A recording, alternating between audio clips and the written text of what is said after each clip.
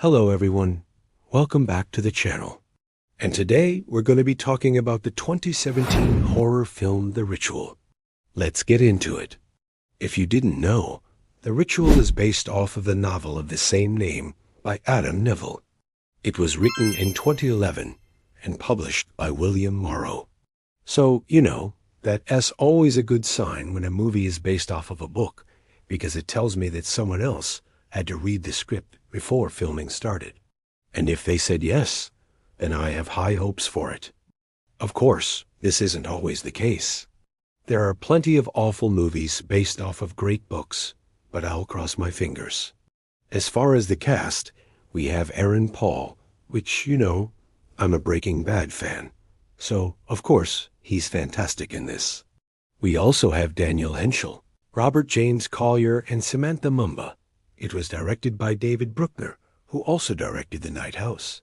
And some other things that he has worked on include The Autopsy of Jane Doe, which I did a video on a while ago. And he also produced or co-produced Southbound, which is an anthology film with 4 stories from 4 different directors. It's really good. I highly recommend it. He's pretty much mostly done horror stuff, and from what I've seen, he's pretty good at it. I am kind of sad that there aren't more comments on this movie, because I feel like most people haven't heard of it. And honestly, I think it deserves more attention. So let's give them to the good people. Okay, so if you enjoy this video, please like and subscribe and hit that bell icon. But yeah, let's get into some spoilers. So this movie takes place in the Scottish Highlands, and right away, we establish that this will not be your typical slasher movie. As soon as the movie starts, you can tell something is wrong. It's unsettling. And when I say unsettling, I mean very unsettling. You can just tell that something is watching them through the woods. And of course, it's playing on our biggest fears, which is the fear of the unknown. And honestly, it does a really good job with this. They are doing this hike as a sort of retreat to remember their friend whose name is Hutch. He died in Afghanistan. And they're all friends from college. And so they're hiking to pay tribute to him. But everything is just off. From the start, even before anything happens, it just feels creepy. It feels like the woods don't want them here. And of course, they continue to push forward. And then pretty quickly, we see a bear. Now, at first I thought, okay, maybe this is just a normal bear. Bears aren't necessarily friendly, but, if you're careful, you should be okay. But this bear is clearly not normal. I mean, the way it looks at them, the way it behaves. I mean, you can tell right away that something's wrong with it. I would have run. I would have turned around and ran as fast as I could the opposite direction. But no, they stay there. They continue to approach the bear. This doesn't seem like a smart idea. Now, I will admit that the makeup on this bear is fantastic. Like, it is so realistic looking. I was totally creeped out by it. However, there is something that seems off about it. Like they kept showing these close-ups of its teeth, and I couldn't help but notice that it looked fake. I mean, when you zoom in, you can tell. And I kept thinking, oh my God, I hope they don't do one of those things where it rips off its skin. That would be really disgusting. So of course, that's exactly what happens, and it's truly terrifying. And honestly, the imagery used in this scene is really disturbing.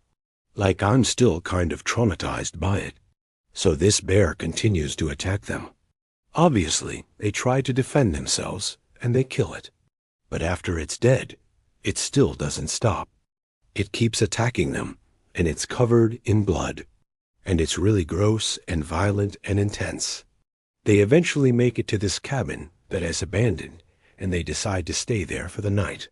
But there are strange symbols carved into the walls, and there is this fire pit outside with human bones in it. So it's pretty clear that this cabin is not safe either. And of course, they're being stalked by whatever this thing is. They're being stalked by the embodiment of the forest itself. The woods are alive, and they do not want them to trespass on their land. I think what makes this movie scary is that you can't identify the threat. I mean, for the majority of the movie, all you're seeing are the reactions of the characters and the clues that the filmmakers give you. And it's enough to make you scared, and it's enough to keep you on the edge of your seat. They do a great job keeping the creature hidden. And when they finally do reveal it, it's horrifying. We see glimpses of it throughout the movie. We hear it moving around in the trees. But when they finally reveal it, you can tell that the practical effects mixed with the CGI really well. And I love the design of it. It looks so gnarly. I just want to reach out and touch it. Just kidding. I don't want to do that. But it is really well done. And honestly, it's so cool that they went with practical effects instead of relying solely on CGI. When I watch a movie with bad CGI, it just takes me out of it, and I can't take the movie seriously. But this is definitely not one of those movies. I feel like they put a lot of time and effort into making sure everything looked as realistic as possible. One thing that bothered me was the fire scene. Now, I know that they were trying to go for like a Blair Witch type shaky cam feel, but honestly, it just made me nauseous. I could barely watch it. I kept thinking, why aren't they taking cover? Why aren't they getting away from the fire? Instead, they're running towards it, and I just don't understand that. I mean, if something's chasing you, and it's a fire-breathing demon thing, wouldn't you think that the best thing to do would be to run away from the fire? Like, I don't know.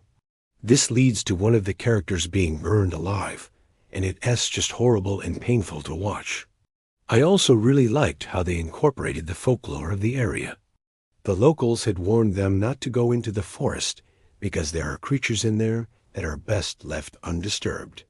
And of course, they don't listen. They continue on, and they find out the hard way that they shouldn't have listened. In the end, only one of them makes it out alive. And I won't spoil it, but when they finally get out of the forest, it's pretty clear that they are never going to forget what happened to them. It's pretty sad, actually.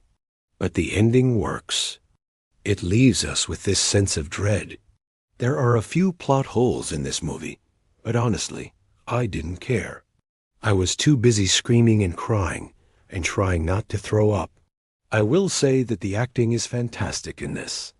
Everyone does a great job. My favorite character is probably Luke.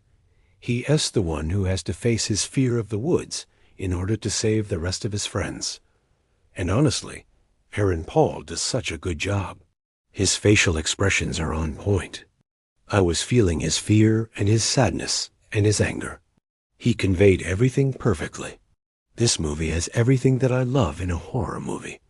It's got a great build-up. It's got lots of suspense and dread. And I love the creature design. I love how they made it practical effects. And like I said before, the ending works. Overall, I give this movie a B. If you like horror movies, definitely give this one a watch. It's not perfect, but it's definitely worth watching. So thanks for watching. Thanks for letting me ramble about a movie that I love. And I will see you next time. Bye.